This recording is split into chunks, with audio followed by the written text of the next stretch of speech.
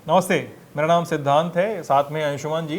हम लोग ऑफिस से बतिया रहे हैं आमने सामने। अंशुमान जी 10 महीने का समय हो गया सामने से मिल रहे हैं। हाँ, हम लोगों ने अपना आखिरी शो यहीं से किया था जब कोरोना प्रवेश कर रहा था ये बात। आखिरी शो भी यहीं से हुआ था, यही किसी जगह से ठीक हुआ किसी था। जगह से हुआ था और हम यहीं से वापस आपको दोबारा ऑफिस में मिल रहे हैं। हाँ, वापस दोबारा मिल रहे हैं। अंशुमान जी बहुत बड़ा दिन है आज। हम लोग पिछला एपिसोड हम लोग इकोनॉमिक सर्वे पे बात कर रहे थे और आज आ गया है हमारा ये बजट, यूनियन बजट आ गया है।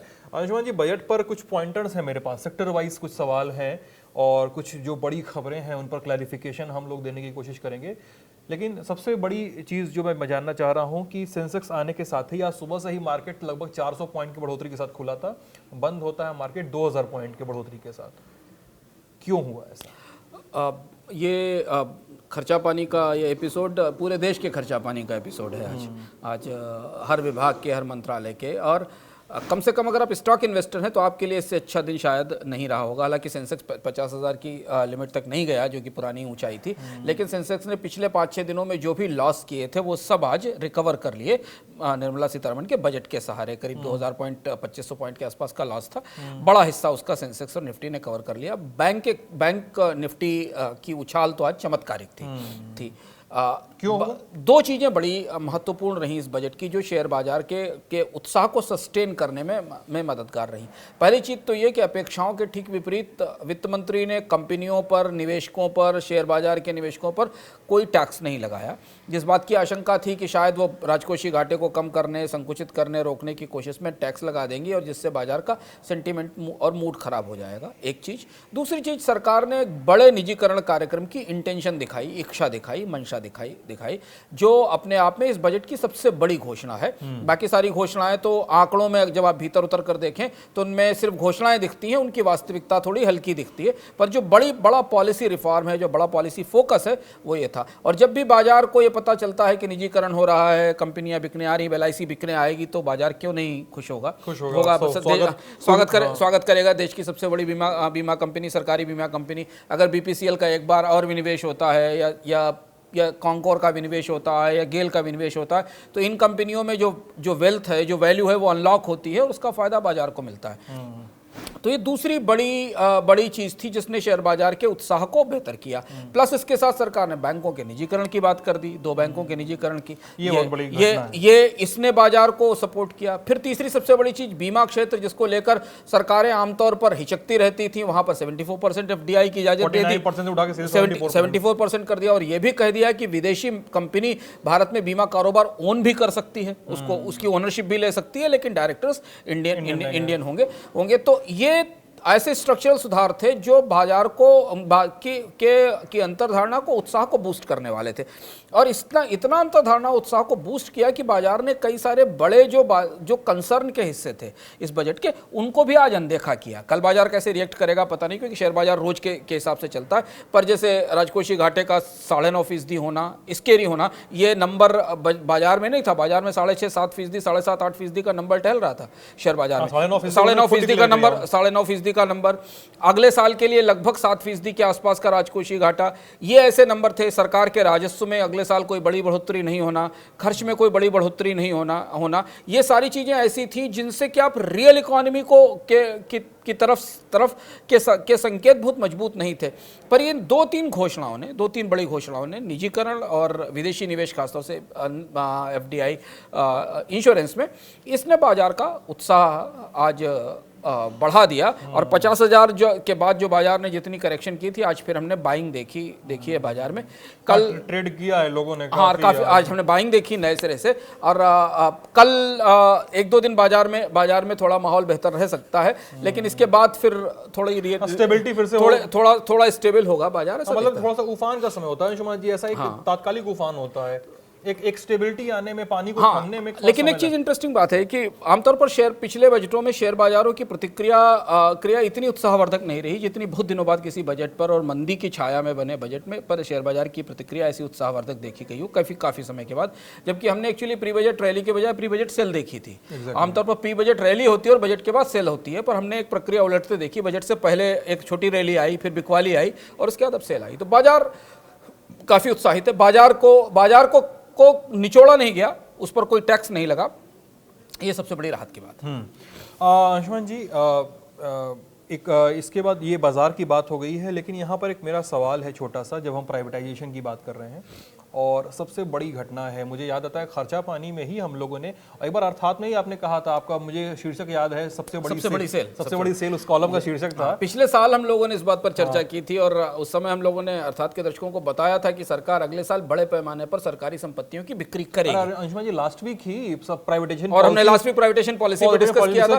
तो इस हिसाब से पिछले साल से इसकी तैयारी चल रही थी, जो सेंस हमारे पास था उस आधार पर हम लोगों ने डिस्कस किया था कि सरकार बड़े पैमाने पर, और जो चीजें हम लोगों ने उसमें डिस्कस की थी कि ट्रांसमिशन लाइन बिकेंगी, एयरपोर्ट बिकेंगे, डेडिकेटेड फ्रेट कॉरिडोर के हिस्से बिकेंगे, वेयरहाउसेस बिकेंगे, वो सारी चीजें आज वित्त मंत्री ने बजट में घोषित कर दी। और मतलब जिनको नहीं पता हो तो नेशनल मॉनेटाइजेशन पाइपलाइन एक शब्द आ चुका है बजट से, इस बजट में इस बार। और स्टेडियम्स, वेयर हाउसेस, रेलवे और एयरपोर्ट अथॉरिटीज ऑफ इंडिया के आपके एसेट्स, इसमें एयरपोर्ट्स आते हैं, NHAI के कई सारे प्रोजेक्ट्स प्राइवेट हाथों में देने की योजना है, पाइपलाइंस भी देने की योजना है सर। गेल और IOC की पाइपलाइन भी बिकेंगी। हाँ, ये सब भी उन्होंने साफ साफ कह दिया है। तो बहुत सारा कुछ प्राइवेट हाथों में जाने वाला है। अंशुमन जी, मतलब सरकार के पास, हमने ये पहले भी डिस्कस किया था, सरकार के पास और कोई रास्ता है भी नहीं इस समय डिसइन्वेस्टमेंट का या प्राइवेटाइजेशन करने का। इस तरह के एसेट मोनेटाइजेशन के अलावा कोई रास्ता दिखता नहीं है खर्च चलाने के लिए, पैसे जुटाने का या कैपिटल गेन करने का। ये मुझे लगता है सिद्धांत, बजट के लिहाज से और पिछले कई बजटों के इतिहास में ये सबसे बड़ा फैसला है। जो लोग हम इस शो को अर्थात को पहले से देखते रहे हैं, उन्हें वो प्लेलिस्ट पे जाके उस वीडियो को देख सकते हैं कि हमने विस्तार से बताया था कि कौन कौन सी चीजें बिकेंगी। इसके 3 बहुत बड़े आयाम हैं सिद्धांत। पहली चीज तो ये कि ये पूरा का पूरा सेल दो अलग अलग तरीकों से बटा हुआ है। तो जो लोग ये कह रहे हैं कि ये सेल है, वो भी सही बात कह रहे हैं, और जो लोग ये कह रहे हैं कि विनिवेश है, वो भी बात सही कह रहे हैं। ये 2 हिस्सों में बटा है। एक हिस्से ऐसे जहां एसेट्स को आउटराइटली बेचा जाएगा, दूसरा हिस्सा ये जहां एसेट्स के ऑपरेशन और मेंटेनेंस का खर्चा सरकार नहीं उठाएगी, किसी दूसरे को दे देगी। जैसे एयरपोर्ट में हमने देखा कि एयरपोर्ट बनाए सरकार ने, पर उसके बाद प्राइवेट कंपनियों को दे दिए और वो चलाए और उनसे रेवेन्यू से 50 साल और उनसे पर पैसेंजर के आधार पर एक रेवेन्यू लिया सरकार ने। तो ये दूसरा मॉडल है। तीसरा मॉडल ये है कि कई सारी सरकारी कंपनियों को के IPO लाए जाएंगे या उनकी फ्रेश इक्विटी ऑफर की जाएगी, उनको बाजार में लिस्ट कराया जाएगा। जिनके IPO आएंगे उनमें LIC हो सकता है, जो FPO आएंगे उसमें BPCL हो सकता है। ये 3 बड़े हिस्से हैं। और अटल बिहारी वाजपेयी की सरकार ने पहली बार भारत में प्राइवेटाइजेशन पॉलिसी के तौर पर या निजीकरण के तौर की नीति की बड़ी स्पष्ट घोषणा की थी, जिस पर काफी विवाद भी हुआ था। अलग से डिपार्टमेंट बना दिया था, डिपार्टमेंट बना था डिसइन्वेस्टमेंट का। और लेकिन तब बड़े पैमाने पर, सबसे बड़े पैमाने पर भारत में सरकारी कंपनियों का निजीकरण हुआ था। लगभग वैसा ही संकल्प, लगभग वैसी ही बात आज हमको इस बजट में दिखाई दी, जब निर्मला सीतारमण ने यह कहा कि स्ट्रेटेजिक सेक्टर को छोड़कर बाकी सारी कंपनियों का डिसइन्वेस्टमेंट किया जाएगा।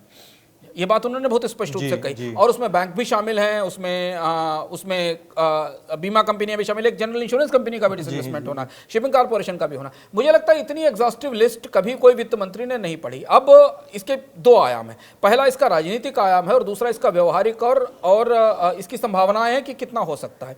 पहला हम इसका व्यवहारिक आयाम समझते हैं। पिछले साल सरकार ने 2 लाख करोड़ रुपए का 2.1 लाख करोड़ रुपीस का लक्ष्य रखा था डिसइन्वेस्टमेंट के लिए सरकारी उपक्रमों के। तभी एसेट मोनेटाइजेशन कहीं नहीं था, डिसइन्वेस्टमेंट था। सरकारी कंपनियों की हिस्सेदारी बेची जाएगी। कई तरीके हो सकते हैं, आप शेयर बाजार में सूचीबद्ध करा सकते हैं, आप स्ट्रेटेजिक सेल कर सकते हैं आउटराइटली, जैसे कि IPCL रिलायंस को कभी बेची गई थी, या विदेश संचार निगम किसी निजी कंपनी को बेची गई थी, और आप सब जनता में उसके शेयर बेच सकते हैं। ये तरीके थे। ये यहाँ पर पहली बार सरकार दोनों तरीकों से विनिवेश की तरफ आगे बढ़ रही है। पर चुनौती यह है कि पिछले साल जब शेयर बाजार सबसे अच्छी स्थिति में था उस समय सरकार कोई भी निवेश नहीं कर सकी। इस पर भी हमने चर्चा की थी खर्चा पानी में कि मुश्किल से 30,000 करोड़ रुपए का डिसइन्वेस्टमेंट हुआ, जबकि 2,10,000 प्राइवेट कंपनियों ने ह्यूज 19 IPO आए, जिसमें ग्लैंड फार्मा का बहुत बड़ा इशू था। तो उस समय जब बाजार में लोग पैसा डालने को तैयार थे सरकारी कंपनियों को, तो सरकार उस समय चूक गई कि कोविड की व्यस्तताओं में शायद उलझी रही है, तैयारी नहीं कर पाई, और सरकारी कंपनियों को बेचने में लंबी तैयारी भी करनी पड़ती है। तो अगर हम ये देखें तो जितनी बड़ी लिस्ट है उस हिसाब से जो बजट में लक्ष्य रखा गया वो बहुत कम है। है और पिछले साल से कम है। 1,75,000 करोड़ रुपए का ही लक्ष्य रखा गया है डिसइन्वेस्टमेंट से, पर लिस्ट बहुत बड़ी है। तो इससे कहीं लगता है कि सरकार को ये सारी संपत्तियां बेच पाने की उम्मीद नहीं है अगले साल। कितनी बिकेंगी ये समय समय पर हमको दिखाई देगा, पहली चीज तो ये। और दूसरी चीज ये कि जहां राजनीतिक मुद्दा समस्या है वो ये कि सरकारी उपक्रमों का विनिवेश भारत में हमेशा राजनीतिक रूप से बहुत विवादित विषय रहा है। राजनीतिक विरोध हुआ है। जो भी सत्ता में पार्टी होती है और जो भी विपक्ष में होती है वो अलग अलग भूमिकाएं निभाती है। भारतीय जनता पार्टी और उसके से जुड़े हुए वैचारिक संगठन इसका विरोध करते रहे हमेशा, सरकारी कंपनियों को बेचने का। बीजेपी ने भी विरोध किया था जब कांग्रेस ऐसा करती थी, और जब कांग्रेस और जब आज बीजेपी करेगी तो कांग्रेस उसका विरोध कर रही है। ये चुनौती दो है कि इस टाइमिंग में सरकार को जो सबसे बड़ी चीज विश्वास हासिल करने के लिए करना होगा कि उसकी सही प्राइसिंग और वैल्यूएशन हो जाए, ये कहीं डिस्ट्रेस सेल में ना बदल जाए, क्योंकि मंदी का मौका है और आप अपनी संपत्ति लेकर बाजार में खड़े होंगे और आपकी जरूरत है, आपको बेचना है, तो उसकी सही प्राइस मिले। और अगर वो नहीं, कंपनियों के पास भी तमाम बहाने हैं इस समय। और अगर वो नहीं मिला तो इस पर विवाद होगा। दूसरी चीज ये है कि इसमें बहुत सारी सरकारी कंपनियां हैं, वहां यूनियंस हैं, बहुत सारी चीजें, उनके बीच में तालमेल बनाने की कोशिश होगी। ये दो इसके हिस्से। अब तीसरा जो सबसे महत्वपूर्ण है, आखिर क्यों सरकार इस महामंदी के बीच में एयरपोर्ट, स्टेडियम, वेयर हाउस, सड़कें, हाईवेज, बिजली की लाइनें, ये सब बेचने जा रही। इसको हम बजट के आंकड़ों से में देख सकते हैं बहुत आसानी से, बहुत उसके लिए किसी रॉकेट साइंस की जरूरत नहीं। 9.5% का फिस्कल डेफिसिट है भारत का इस साल। स्केरी है, रिकॉर्ड है। जीडीपी की तुलना में 9.5% अगर आप मान लें तो करीब 18 लाख करोड़ रुपए का, अगर आप 200 लाख करोड़ का जीडीपी मान लें तो है। अगले साल का राजकोषीय घाटा 7% है, 6.8% के आसपास है जो अभी एस्टिमेट किया गया है। अगर आप सरकार के पूरे खजाने की व्यवस्था देखें और ये माने कि सरकार के पास 100 रुपए हैं तो उसमें से अधिकांश पैसा कर्ज से या टैक्स से आ रहा है। अगले साल वित्त राजकोषीय घाटे को की भरपाई के लिए सरकार अगर ये सेल नहीं करेगी तो इसके अलावा कोई ऑप्शन नहीं, क्योंकि टैक्स लगाने की अधिकतम सीमाएं समाप्त हो चुकी हैं, कहां हो चुकी और पुश कर सकती हैं। और दूसरी एक और चीज महत्वपूर्ण है जो बजट के आंकड़े बताते हैं कि सरकार ने टैक्स पर कोई रिस्क इसलिए नहीं लिया क्योंकि अगले साल उसे बहुत अच्छी ग्रोथ की उम्मीद नहीं है। हमने जब बजट के आंकड़े करीब से पढ़े सिद्धांत, तो हमें दिखाई दिया कि 2019-20 में सरकार ने जितना लक्ष्य रखा था राजस्व का, उससे 5 लाख करोड़ रुपए इस साल कम आए। और अगले साल 2019-20 के लक्ष्य से भी कम लक्ष्य रखा गया, यानी 15 लाख करोड़ का रेवेन्यू इस साल सरकार को मिला। अगले साल 17.5 लाख करोड़ का रेवेन्यू आना है, जबकि इससे पहले 20 लाख करोड़ इससे पिछले साल में रखा गया था। अब अगर 11% की आर्थिक विकास दर प्रोजेक्ट की जा रही है बेस इफेक्ट के साथ, जो कि रियल में 2.4% है जो हमने बताया, अगर ये प्रोजेक्ट की जा रही है, इसे देखें तो उसके हिसाब से लगता है कि सरकार को बहुत ज्यादा राजस्व में बढ़ोतरी की उम्मीद अगले साल नहीं है, बल्कि गिरने की उम्मीद है। और इसीलिए राजस्व के दूसरे स्रोत तलाशने की कोशिश की गई है। और ये वजह है कि ये बड़े पैमाने पर ये जो सरकारी कंपनियों का विनिवेश है, सरकारी संपत्तियों की बिक्री है, वो की जाएगी। बहुत कुछ इस पर निर्भर करेगा कि अगले साल सरकार इसमें से कितने उपक्रम बेच पाती है, क्योंकि वहीं से बजट की गणित या बजट घाटे की गणित प्रभावित होगी। मैं उनका एक लेख पढ़ रहा था, एक्सप्रेस में आया था, जो क्रिसिल के चीफ इकोनॉमिस्ट हैं धर्मकीर्ति जोशी। हाँ, तो उनका एक्सप्रेस में लेख आया था, वो बहुत मज़ेदार बात कह रहे थे कि जो ये साल आने वाला है, शुरू हो रहा है ये साल 1 अप्रैल से, और इस साल में शुरुआती 6 महीने लो बेस इफेक्ट रहेगा। बोले लेकिन उन शुरुआती 6 महीनों का अगर अप्रैल से लगाया तो आप 6 महीने गिनते हैं, अप्रैल, मई, जून, जुलाई, अगस्त, सितंबर, तो सितंबर के तक, उस समय तक आने जाते थे एक बड़ी जनसंख्या को वैक्सीन लग चुकी होगी। और वो बताते हैं कि उसके बाद एक इकोनॉमिक रिकवरी देखने को मिलेगी। तो मेरे ख्याल से सरकार भी ये सीन देख रही है कि अगले 6 महीने तक लगभग वैक्सीनेशन नहीं हो पाना और तमाम चीज़ें पैंडेमिक के दौरान कुछ चीज़ें अभी तक बहुत ब्लीक रहेंगी समाज में, सर्विसेज सेक्टर में और इन लोगों के लिए। तो मतलब वो रेवेन्यू तमाम तरीकों से पकड़ना चाह रही है, मतलब एक तरह से समझिए तो पैसा पकड़ना चाह रही है सरकार, हाथ घुमा के हर जगह। हाँ, वैक्सीन और रिकवरी का रिलेशनशिप जब हम देखते हैं ना, तो उसे हम विदेशों के संदर्भ में देखते हैं, अंतर्राष्ट्रीय बाजारों के संदर्भ में, कि वैक्सीन लगेगी तो रिकवरी आएगी। भारत में एक तो वैक्सीन की रफ्तार धीमी है, वैक्सीन लगवाने वालों की इच्छा भी कम, मतलब उनका मतलब इस बात का हमसे बहुत ज्यादा। हाँ, और भारत में अनलॉक हो चुका है, जो एक्टिविटीज हैं वो खुली हुई हैं, कुछ लोग मान रहे हैं, कुछ नहीं, सिनेमा घर में कुछ नहीं मान रहे हैं। बाजार पहले से ही खुल चुके हैं, आज खुले हुए अनलॉक हुए समय ज़्यादा हो गया है। तो वैक्सीन ग्रोथ को वापस लाने में मददगार तो साबित होगी, पर वह वैक्सीन बूस्ट क्या बढ़ाएगी इस पे इसकी गारंटी नहीं है, क्योंकि हमने जुलाई अगस्त के बाद मंथ दर मंथ या सीक्वेंशियल लेवल के ऊपर जो ग्रोथ के आंकड़े देखे हैं उसमें हमने अभी कॉन्ट्रैक्शन ही देखा है। देखिए अभी भी आंकड़ा जो हमारे पास दिसंबर का आया उसमें कोर सेक्टर में कॉन्ट्रैक्शन दिखाई दे रहा है। तो वैक्सीन से डिमांड को या मार्केट में सेल्स को बढ़ोतरी मिलेगी, मुझे थोड़ा सा डाउट लगता है। कुछ सेक्टर में मिल सकती है। महत्वपूर्ण चीज है कि लोग खर्च करेंगे कि नहीं करेंगे, लोगों के पास पैसा होगा। लोगों खर्च करने वाली बात पे अंशुमान जी, मतलब पी चिदम्बरम ने एक लेख लिखा था एक्सप्रेस में, पढ़ा था आपने? उन्होंने एक विश लिस्ट लिखी है, वो बड़ी मजेदार विश लिस्ट है, और उन्होंने ये कहा है, वो उनका अपना सोचना है, उनका अपना पर्सपेक्टिव है कि मैं 1 फरवरी को निराश होने के लिए बैठा हूँ। लेकिन विश लिस्ट में कहा है कि इस देश की 30% निचली 30% तबके के पास, उन परिवारों के पास cash in hand, direct cash transfer चाहिए उनको, ताकि, और ये अगले 6 महीने तक की मांग कर रहे हैं पी चिदम्बरम, 1 अप्रैल से लगाए, ये 6 महीने तक चले, ताकि एक स्टेबिलिटी आए। तो मतलब ये मुझे तो मतलब एम्प्लॉयमेंट के स्तर पे बात कीजिए या इसी तरह से, मुझे तो बजट में ऐसा कुछ दिखता नहीं कि एम्प्लॉयमेंट की हम बात कर पाएँ। ये कैसे कर पाती सरकार? वही तो मैंने आपसे कहा कि ये बजट, ये जो पूरी सेल है या जो बजट के नंबर्स हैं वो सरकार की वित्तीय संकट का आईना है। वो दिखाती है कि पूरा बजट कितने गहरे दबाव में है। अपेक्षा तो इस समय थी कि सबको फंड ट्रांसफर किए जाते, जिससे विदेश में हुआ, लोगों की नौकरी गई तो उसके बदले कंपनियों को पैसा देती सरकार। पर सरकार वो सारी चीजें जो डायरेक्ट फंड ट्रांसफर, यहाँ तक कि किसान सम्मान निधि की राशि भी नहीं बढ़ी इस बार। अब अगले साल भले ही सरकार बढ़ाए, तो इसलिए जो सीधा फंड जाना था लोगों के हाथ में, वो नहीं गया। और ये कैसे साबित होता है? आप बजट के आंकड़ों से साबित होता है। अगर बजट में खर्च का आंकड़ा आप देखिए, दिलचस्प आंकड़ा है। जब हम बजट में बड़ी बड़ी घोषणाएं सुनते हैं और ये लगता है कि सरकार ने एकदम खजाना खोल दिया है, तो वैसा नहीं है। पिछले साल यानी इस वित्त वर्ष में की समाप्ति तक सरकार 34.50 लाख करोड़ रुपए का खर्च करेगी। अगले साल 34.48 लाख करोड़ रुपए, यानी टोटल बजट का साइज पिछले साल से थोड़ा कम ही हो गया है। इस साल के बजट में जो मार्च में जो आकलन किया गया था 30 लाख करोड़ का, उससे करीब 4-4.5 लाख करोड़ रुपए एक्स्ट्रा खर्च हो गए हैं इस साल। कोविड के कारण, बाकी सारी चीज़ों के कारण खर्च हुए हैं। अगले साल सरकार इकोनॉमी में बहुत ज़्यादा पैसा डालने की स्थिति में नहीं है। नहीं तो सरकार का खर्च कम से कम उतना तो बढ़ता जितना कि इन्फ्लेशन बढ़ती है, महंगाई बढ़ती। तो बजट के आंकड़े बहुत स्पष्ट रूप से बता देते हैं कि डायरेक्शन क्या है। और इसलिए ये जो डिसइन्वेस्टमेंट है, इसे इस रोशनी में देखा जाना चाहिए कि संसाधन जुटाने की कोशिश है। संसाधन जुटाने की कोशिशों में टैक्सेशन को लेकर एक बिल्कुल डिफरेंट स्ट्रेटेजी इस बजट में अपनाएगी, जिस पर हम आगे बात करें। जरूर।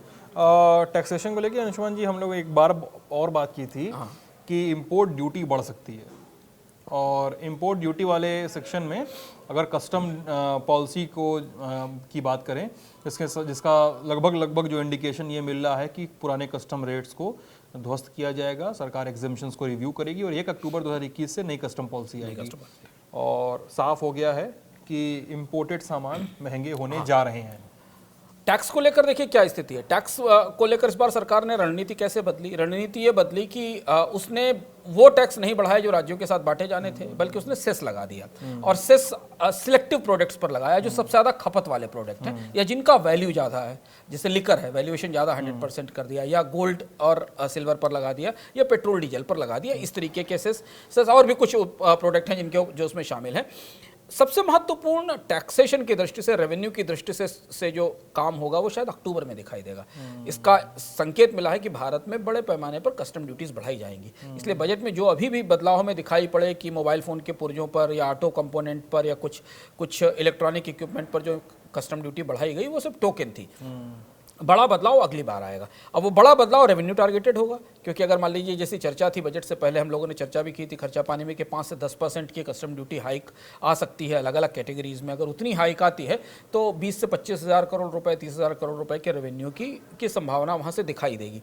कस्टम ड्यूटी बढ़ाना सरकार की जो इकोनॉमिक पॉलिसी है उसको सपोर्ट करता है। आप आत्मनिर्भर भारत के अभियान के आधार पर प्रोटेक्शनिस्ट हो सकते हैं, अपना बाजार बंद कर सकते हैं, सीमित और आयातों को सीमित करने की कोशिश कर सकते हैं। और इसलिए आपको इस बजट से सीधा कोई बड़ा टैक्सेशन होता कस्टम ड्यूटी की साइड से नहीं दिखाई दिया। सेस का जरूर असर होगा लोगों पर बहुत ज़्यादा असर टैक्सेशन का फिलहाल बजट के जरिए नहीं दिखाई दिया। अगले पॉलिसी में, जब अक्टूबर में पॉलिसी आएगी तो हमें नजर आएगा। टैक्स पे अंशुमान जी मेरा एक स्पेसिफिक सवाल है। स्पेसिफिक सवाल ये है कि पेट्रोल डीजल पे इन्होंने फार्म सेस लगाया है और मतलब पेट्रोल पे 2.5 रुपए, डीजल पे 4 रुपए का फार्म सेस है। वैसे ही मतलब अगर आप क्लीशे अखबारी तरीके से बात करें, आग लगी हुई थी इनके दाम में और एक्साइज ड्यूटी को मार दिया है। और वो ये कह रहे हैं कि कंज्यूमर पर कोई बर्डन नहीं है, मतलब जितना काटा उतना लगा दिया इन्होंने, एक तरह से देखिए तो बैलेंस मेंटेन है। तो क्या इससे राज्यों के अधिकार मारे जाएंगे या इसे नो प्रॉफिट नो लॉस वाला स्टेप क्यों उठाया है सरकार ने? ये मतलब एक सोचने वाली बात है मेरे लिए।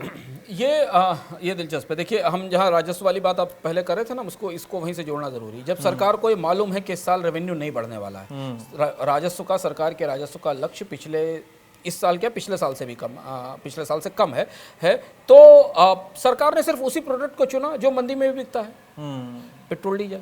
और हमने देखा कि पिछले साल पेट्रोल डीजल की डिमांड कम हुई, सेल कम हुई, लेकिन उसके बाद भी उससे टैक्स रेवेन्यू और कलेक्शन बढ़ा। तो इसलिए इन दो प्रोडक्ट को चुना गया कि इनके ऊपर टैक्सेशन लगाकर एक मुश्त सीधा पैसा निकाला जा सकता है। अब यहाँ एक दुविधा है। दुविधा यह है कि सेस क्यों सरकार ने लगाया? सेस लगाने के बदले वो बेसिक एक्साइज ड्यूटी और एडिशनल एक्साइज ड्यूटी कम करेगी। जिनका की मात्रा कम है, सेस ज़्यादा है। तात्कालिक तौर पर वो उसकी भरपाई कंपनियां करेंगी, क्योंकि कंपनियां अपने मुनाफे से वो पैसा निकालकर इनको सरकार को देंगी या अपने बचत में से पैसा निकाल कर देंगी। लेकिन आगे अगर कच्चे तेल की कीमतें बढ़ती हैं तो क्या सेस वापस होगा, या फिर हमें कच्चे तेल की बढ़ती कीमतों के कारण और महंगा पेट्रोल डीजल खरीदना पड़ेगा? ये कहना मुश्किल है। राज्यों से सेस नहीं बांटा जाएगा, लेकिन शायद इससे राज्यों को तो नुकसान होगा। हाँ, लेकिन शायद सरकार इस पैसे का इस्तेमाल राज्यों को कंपनसेशन में करेगी। जो जीएसटी कंपनसेशन का झगड़ा हमने पिछले साल पूरे साल देखा, तो वो कंपनसेशन इस साल भी देना पड़ेगा। अब अगर आप ध्यान से देखिए तो राजस्व की जो तस्वीर दिखाई दे रही है, उसमें जब सेंट्रल गवर्नमेंट का रेवेन्यू ही गिर रहा है तो वो उम्मीद ही नहीं कर रही है कि हमको बहुत ज्यादा रेवेन्यू मिलेगा। तो राज्यों को केंद्र से जो पैसा मिलता है उसमें होने वाले घाटे की भरपाई तो करनी पड़ेगी। और इसलिए शायद इसे उस पर्पस से भी लगाया गया है जिससे कि इससे मिले हुए पैसे को राज्यों के साथ बांटा जा सके। अच्छा, बांटा जाएगा, राज्य घाटे में नहीं रहेंगे। राज्य घाटे में इन द सेंस कि अब इस सेस के बाद राज्य अपने टैक्सेस रिवाइज करेंगे। अभी तो हमने एक ही बजट देखा है, 29 बजटों का देश है ये है। अभी तो और भी बजट लाइन में है। जब राजकोषीय घाटा केंद्र सरकार का 9.5%, तो राज्यों का कितना होगा आप अंदाज लगा सकते हैं। और वो कैसे फाइनेंस करेंगे? उनके पास तो कोई गेल और भेल और कॉन्कोर और एयरपोर्ट तो मोनेटाइज करने के लिए है नहीं। तो वो तो क्या करेंगे? वो तो हमारी आपकी जेब में मोनेटाइज करेंगे, बिजली का पैसा बढ़ाएंगे, रोड टैक्स बढ़ाएंगे, टोल बढ़ाएंगे। ये सब चीजें राज्यों के बजटों से भी निकलेंगी। अंशुमन जी, इन्होंने तो बैड बैंक पे भी हाँ कर दी। हाँ, बैड बैंक पे हाँ कर दी। और जो हम लोगों ने डिस्कस किया था कि सरकार एसेट रिस्ट्रिक्शन कंपनी बना सकती है, बोल दिया साहब ने चर्चा। हाँ, और उन्होंने वो बैड बैंक जैसी एसेट रिस्ट्रिक्शन कंपनी बना दी, जो एक महत्वपूर्ण सुधार है, बड़ा सुधार है। अभी तक भारत में जो ARC थी वो प्राइवेट सेक्टर में थी। रघुराम ने तो मना कर दिया, रघुराम भी इसके अगेंस्ट थे। हाँ, बहुत सारे लोग इसके अगेंस्ट हैं, बहुत सारे लोग अगेंस्ट हैं, लेकिन सरकार को लग रहा है, इसलिए सरकार ने केवल 20,000 करोड़ रुपए दिए सरकारी बैंकों में नई पूंजी के लिए। और ऐसा लगता है, अभी इसके डिटेल्स नहीं आए हैं, कि ये जो ARC बनेगी या जो एसेट रिस्ट्रक्चरिंग कंपनी बनेगी, ये सरकारी बैंकों का कर्ज अपने सर पे लेगी और उनकी कीचड़ को या उनके यहाँ जो NPAs को साफ करेगी। पर अब यहाँ से हमें बैंकों के सुधार का के सारे पजल के हिस्से मिल जाते हैं, जो हम लोग अलग अलग खर्चा पानी के एपिसोड में डिस्कस करते रहे। मतलब सुधार बैंकिंग रिफॉर्म का पूरा खाका यहाँ बनता दिखता है। देखिए, एक खाका ये बनता है कि RBI ने कहा कि देश में सिस्टमेटिकली इंपॉर्टेंट 4 बैंक बता दिया, 2 private, 2 public sector bank. Number 2 private बैंकों का निजीकरण, जो कि नीति आयोग कह ही चुका है अपने दस्तावेज में, और प्लस काफी सारे बैंकों में शायद आने वाले समय में डिसइन्वेस्टमेंट, और फिर एक बैड बैंक या ARC, जिसको आप बैड बैंक ARC कहें, ये बैंकिंग सुधारों का खाका है, जो जिसके अगर आप हिस्से जोड़ें तो आपको समझ में आएगा कि बैंक इस दिशा में आगे बढ़ेगा। मतलब बैंकों का बट्टा खाता भी सही रहेगा, बैड बैंक बनने के बाद वो सीधे इसमें डाल दिया जाएगा और बैड बैंक रिकवरी अभी पता नहीं है सिद्धांत, अभी नियम जब तक सरकार नोटिफाई नहीं करे, हमको करना मुश्किल है कि कैसे ये ARC काम करेगी, खरीदेगी एसेट्स, उनको कहाँ बेचेगी, कौन से बैंकों की एसेट्स खरीदी जाएंगी, कितनी एसेट्स खरीदी जाएंगी, ये सारी प्रक्रिया हमें देखनी होगी। ARCs पहले भारत में काम कर रही हैं, प्राइवेट सेक्टर में एसेट रिस्ट्रक्चरिंग कंपनियां हैं जो बैंकों से या निजी कंपनियों से या NBFCs से उनकी फंसी हुई एसेट्स या उनके NPA खरीदती हैं और उन्हें बाजार में उनके लिए ग्राहक ढूंढती हैं। पर इस दिशा में सरकार बढ़ गई और ये संकेत है कि शायद आने वाले समय में सरकार बैंकों को बहुत ज़्यादा मोनेटाइज नहीं करेगी, कुछ ही बड़े बैंकों को रखने की कोशिश करेगी, बाकी छोटे बैंकों का RBI ने कही दिया था सर 3-4 बैंकों का नाम लेके, इसलिए मैंने आपसे कहा कि too big to fall type का। चार बैंक आइडेंटिफाई हो गए, तो बाकी बचे हुए बैंकों में क्या होगा? उनकी हिस्सेदारी जनता को बेची जाएगी या उनका निजीकरण होगा। बाकी 4 बैंकों में सरकार रिकैपिटलाइजेशन करने की कोशिश करती रहेगी। हाँ अंशुमान जी, एक और पॉइंट है मेरे पास, मैं भी वो भी डिस्कस करना चाह रहा हूँ आपसे। समय बहुत कम है, इसलिए चाहे तो हम लोग जल्दी जल्दी बातचीत कर लेते हैं इस पे। सरकार ने हेल्थ सेक्टर पे बड़ा जोर दिया है, मतलब वो बार बार प्रचारित कर रहे हैं कि साहब इतना था, 137% हमने पुश कर दिया, दुगने से भी ज़्यादा।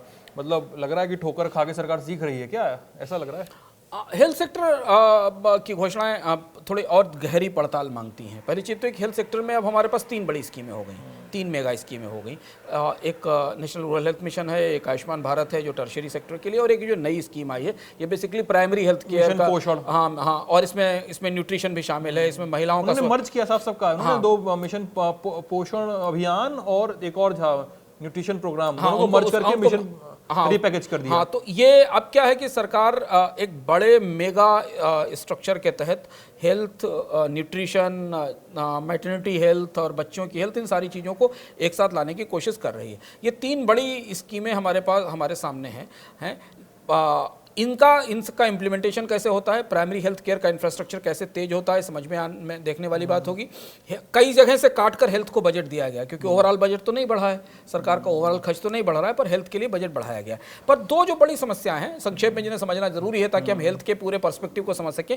हेल्थ केयर में जो सबसे बड़ी समस्या है, इस पर हम पहले चर्चा भी करते रहे, हेल्थ केयर में सबसे बड़ी समस्या है मेडिसिन की कॉस्ट। भारत में 50% से ज़्यादा आबादी केवल दवाइयों की लागत से गरीबी की रेखा के नीचे चली जाती है। तो जो कॉस्ट ऑफ मेडिसिन है उसे सरकार को एड्रेस करना होगा। और दूसरी चीज ये है कि सबसे ज्यादा जरूरत है प्राइमरी हेल्थ केयर को सस्ता करने की, जहां है ही नहीं बिल्कुल। प्राइवेट डॉक्टर्स के पास, क्वैक्स के पास लोगों को जाना पड़ता है। ये इन्वेस्टमेंट कितना करीब तक जाएगा, कितने लंबे समय में इंफ्रास्ट्रक्चर तैयार होगा, ये में देखना होगा। इसके अलावा हेल्थ में एक एलोकेशन वैक्सीन के लिए किया गया है अलग से, एक अलग से हिस्सा वैक्सीन के लिए रखा गया। और ये बताता है कि वैक्सीन को लेकर सरकार का एस्टिमेट काफी कंजर्वेटिव है। ऐसा लगता है कि वैक्सीन को बहुत बड़े पैमाने पर देश में लोगों को शायद दिए जाने की सब्सिडाइज करने की संभावना नहीं है। यानी चुनिंदा लोगों को या जो फ्रंटलाइन वर्कर्स हैं उनको देने के बाद फिर सरकार शायद ये कहेगी कि आप अगर वैक्सीन लगाना चाहें तो बाजार से खरीदें और लगाएं, जो इस बजट से हमको संकेत, वो रेबीज की वैक्सीन जैसा सीन बन जाएगा, उस तरीके का संकेत। इन्होंने गोल्ड एक्सचेंज को लेकर भी, ये इंपॉर्टेंट है, ये बड़ा रिफॉर्म है। गोल्ड एक्सचेंज इंपॉर्टेंट रिफॉर्म है। जैसे इस बजट के जो 3-4 बड़े रिफॉर्म्स हैं उसमें गोल्ड एक्सचेंज भी है। गोल्ड के मामले में भारत दुनिया में सबसे ज़्यादा सोना इंपोर्ट करने वाला, सबसे ज़्यादा सोने की प्राइवेट होल्डिंग रखने वाला, सोने की खरीद बिक्री करने वाला देश है। गोल्ड एक्सचेंज भारत में होना चाहिए था, काफ़ी समय से ये प्रस्ताव चर्चा में रहा है। और भारत में अब गोल्ड एक्सचेंज होने का मतलब होगा कि गोल्ड के प्राइस की सही डिस्कवरी हो सकेगी। दूसरी चीज़ ये है कि आप फिजिकल के अलावा और भी तरीके के गोल्ड प्रोडक्ट्स, जिसमें ETF है, जिसमें पेपर गोल्ड है, जिसमें बॉन्ड है, इनको ट्रेड कर सकेंगे। और क्यों ना हो, दुनिया के सबसे बड़े गोल्ड मार्केट में गोल्ड एक्सचेंज होना जरूरी है। तो जैसे हम स्टॉक एक्सचेंज देखते हैं, जैसे हम कमोडिटी एक्सचेंज देखते हैं, उसी तरीके से हम सोने की भी ट्रेडिंग भारत में होते देखेंगे। इससे गोल्ड का मार्केट ट्रांसपेरेंट होगा। छोटे निवेशकों को बाजार में और आगे बढ़कर गोल्ड खरीदने की सुविधा मिलेगी, क्योंकि अभी गोल्ड खरीदने की सुविधा हमारे पास ये 90% लोग तो फिजिकल गोल्ड पे ही जाते हैं। सोना सस्ता भी हो रहा है सर। और कुछ लोग ऐसे हैं जो गोल्ड बॉन्ड या गोल्ड ETF खरीदते हैं क्योंकि उन्हें पता नहीं रहता कि मार्केट में प्राइस डिस्कवरी क्या होगी। तो ये एक महत्वपूर्ण सुधार है। और ये निवेशकों के लिए, खासतौर से ऐसे निवेशक जो थोड़े रिस्क एवर्स निवेशक हैं, कम जोखिम लेने वाले निवेशक हैं, जो सोने में निवेश करते हैं, उन्हें कम से कम आधुनिक ढंग से सोने में निवेश की छूट तो मिलेगी। आखिरी चीज अंशुमान जी, मतलब आखिरी तो नहीं, पेनल्टीमेट मानिए, क्योंकि मेरे सब दिमाग में एक टिप्पणी है वो मैं जरूर कहना चाह रहा हूँ। व्हीकल स्क्रैप पॉलिसी ये लेकर आए हैं। हाँ, ग्रीन टैक्स की हमने बात की थी, 8 साल से पुराने वाहन, उनको मतलब खबर तो ये थी कि ट्रांसपोर्ट मिनिस्ट्री से ओके मिल गया था उसको, लेकिन अभी तक उसको शायद अनाउंस नहीं किया है, हो सकता है आने वाले दिनों में करेंगे।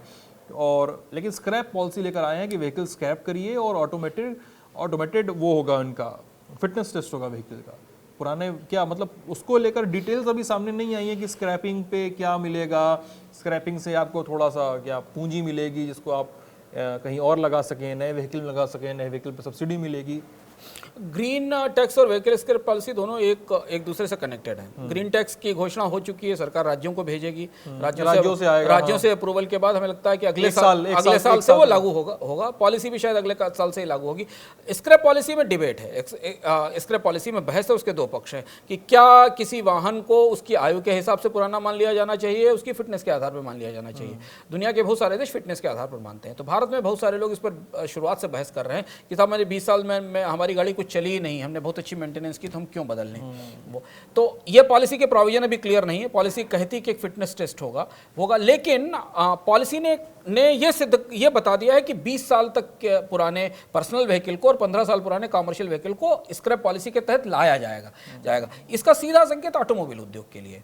ऑटोमोबाइल उद्योग को इससे बूस्ट मिलेगा। वो उन्हें ये पता रहेगा कि कौन सी गाड़ियां कब बिकने वाली, किनका समय पूरा होने वाला है, और इसलिए नई गाड़ियों की बिक्री इससे बढ़ने की मतलब वो सब हो सकता है कि आपकी गाड़ी 10 साल पुरानी हो तो आपके पास मोबाइल पे एसएमएस आ जाएगा अगर ऑटो कंपनी का।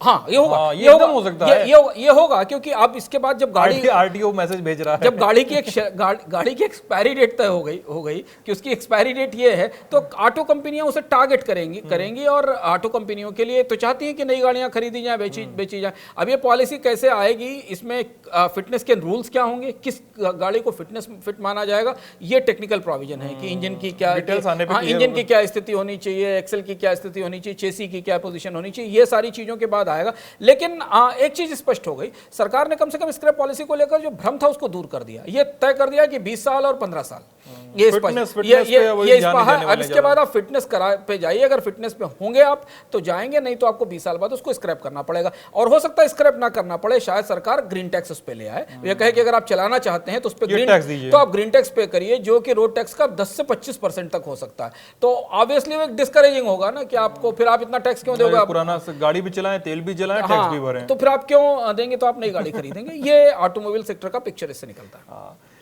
तो आज के खर्चा पानी को खत्म करने के पहले अंशुमन जी, मेरा मतलब एक जो रीडिंग रही आज के बजट पे, जो मेरी सबसे ज़्यादा एक्सपेक्टेशन थी, हम लोग कई बार बात करते रहे थे, इनफॉर्मल सेक्टर को लेकर इस बजट में क्या है। इंफ्रास्ट्रक्चर पे सरकार ने बहुत सारी बात की है, शॉर्ट टर्म और बहुत ही छोटे लेवल का जॉब जनरेशन होगा उससे।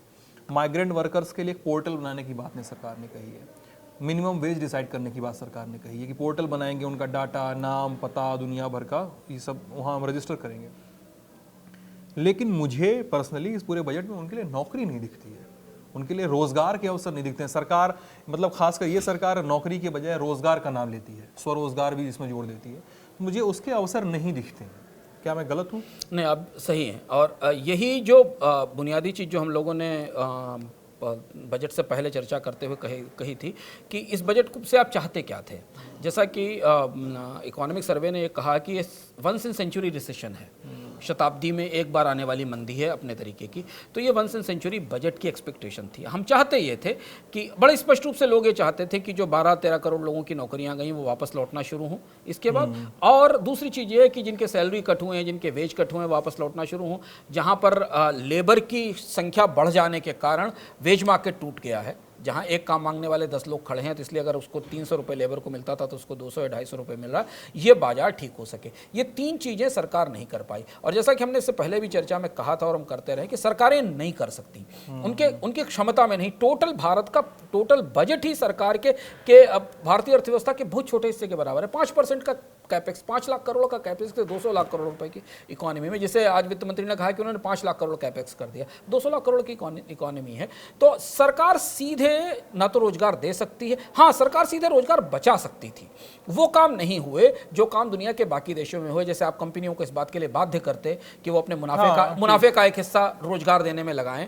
आप कंपनियों से कहते कि वो लोगों की सैलरीज प्रोटेक्ट करें। वो ये इस बात के लिए फोर्स करते कि वो नया इन्वेस्टमेंट करें और जॉब्स दिखाएं। तो जो जॉब वाला फोकस नहीं था वो हमें इसमें दिखाई दिया। और जॉब का फोकस अगर नहीं होगा लोगों के हाथ में पैसे नहीं होंगे तो इकोनॉमी में रिवाइवल नहीं होगा। और इसलिए मैं वापस वहीं लौट कर आता हूं कि बजट की एक ब्लू बुक होती है। हमेशा जो बजट कवर करने वाले हम लोग, जो लोग कितने साल से बजट कवर करते हैं, वो जानते हैं कि बजट के आंकड़ों का जो बेस होता है, जिसके आधार पर बजट के प्रोजेक्शंस तय किए जाते हैं कि अगले साल कितना खर्च होगा, कितनी कमाई होगी, कितना राजस्व आएगा, कहाँ होगा, उसके पीछे कुछ फंडामेंटल आंकड़े होते हैं। वो आंकड़े बताते हैं कि सरकार अगले साल कैसी विकास दर का आकलन कर रही है।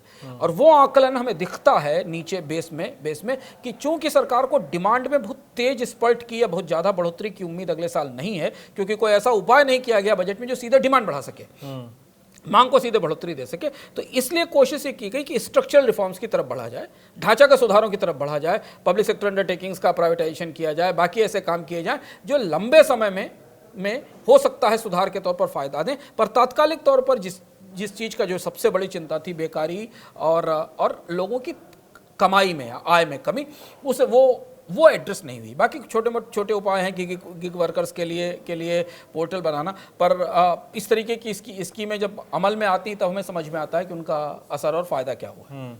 तो ये था आज का खर्चा पानी, साथ में अंशुमान तिवारी थे। बजट आ चुका है। बजट को लेकर एक समझदारी ये विकसित होती है कि सरकार करना चाह रही है कई मोर्चों पे काम। सरकार पैसे जुटाना चाह रही है कि खर्च किए जाएं सही मदों में, सही जगहों पे। सरकार इन्वेस्टमेंट बढ़ाने की ओर ध्यान दे रही है, सरकार एफडीआई बढ़ा रही है, सरकार डिसइन्वेस्टमेंट बढ़ा रही है, इन्वेस्टर चार्टर बनाने की बात कही है उन्होंने। फिर भी लगता है कहीं ना कहीं काम करना अब भी बचा हुआ है। कैसा लगा वीडियो का कमेंट सेक्शन खुला हुआ है, ज़रूर बताइएगा। पीछे हैं कैमरे के अमितेश, मैं हूं सिद्धांत। अंशुमान जी, लल्लन टॉप, बहुत बहुत शुक्रिया।